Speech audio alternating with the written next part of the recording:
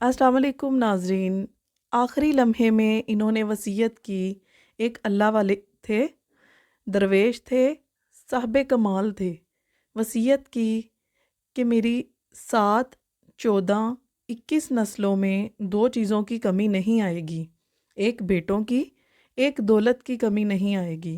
अलमाल अलबनून, कुरान ने कहा है कि एक माल, दूसरा बेटे, कमी नहीं आएगी। आगे लिखा था इंशाल्लाह, मतलब एक स्टैंप लग जाती है जब इंशाल्लाह लिखा जाता है, और वो भी किस में लिखा है? कुरान में। और फिर आगे जो बात लिखी, कहा मैं ज़िंदगी के दिन, हर दिन में किसी भी वक्त एक दफ़ा सूरत रहमान इन नेमतों का तसव्वुर करके पढ़ लेता हूँ। मैंने सारी ज़िंदगी एक दफ़ा सूरत रहमान नहीं छोड़ी, यानी कि हर दिन मैंने सूरत रहमान जो है पढ़ी है। सुभान अल्लाह। और अल्लाह पाक ने सूरत रहमान में तकरीबन 24 नेमतों का तज़किरा किया है, और ये कहा इसलिए है, ये इसलिए किया कि ये नेमतें तुम्हें देनी हैं। ये तज़किरा इसलिए किया है कि ये नेमतें तुम्हें देनी हैं, ये नेमतें देने के लिए तज़किरा किया है। और फरमाया, मैं इस नीयत से सारी उम्र में सूरत रहमान पढ़ता रहा कि अल्लाह इस सूरत रहमान की बरकत से मेरी नस्लों में से बेटे और रिज़्क, माल और बेटे, इसकी कमी न करना। साहब किताब ने जिसने ये बात लिखी, इसमें लिखा है कि मैं इस ख़ानदान की अब तक 9 नस्लों के बारे में मालूमात कर चुका हूँ। न उनमें बेटों की कमी है, न माल की कमी है।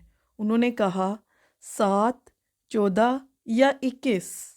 रोज़ाना मैं एक बार सूरत रहमान पढ़ लेता हूँ, बस किसी भी वक्त चलते फिरते। इसमें सारी नेमतें हैं, इसमें सारे इनामात हैं, इसमें सेहत के ख़जाने हैं, इसमें शिफा के ख़जाने हैं, इसमें रहमत के ख़जाने हैं, इसमें राहत के ख़जाने हैं, इसमें बरकत के ख़जाने हैं। इंशाल्लाह बेटे पैदा होंगे। जो इस सूरत को अपना मामूल बना ले और अपनी पाक और सच्चे दिल के सच्ची नीयत से अल्लाह पाक से अकीदत सजदे में गिड़गड़ा के दुआ मांगे, तो अल्लाह पाक क्यों नहीं सुनता। जो अल्लाह अपनी औलाद से औलाद जो माँ बाप अपनी औलाद से प्यार करते हैं, अल्लाह उससे 70 गुना ज़्यादा अपने बंदे से प्यार करता है। तो अल्लाह पाक ज़रूर सुनता है। तो अल्लाह पाक सबको उनकी जायज़ हाजरात पूरी करे।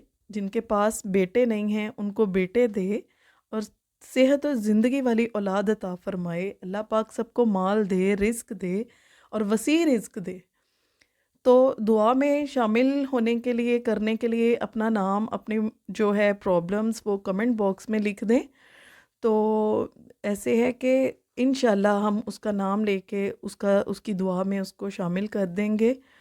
और जो है मेरे चैनल को तोहफ़तन हदियतन ज़रूर सब्सक्राइब कर दें, और अपने दोस्त अहबाब के साथ, बहन भाइयों के साथ शेयर कर दें, ताकि अच्छी बातें सब तक पहुंच सकें। तो ये थी मेरी आज की वीडियो। इसके साथ मुझे इजाज़त दीजिए। अल्लाह हाफ़िज़।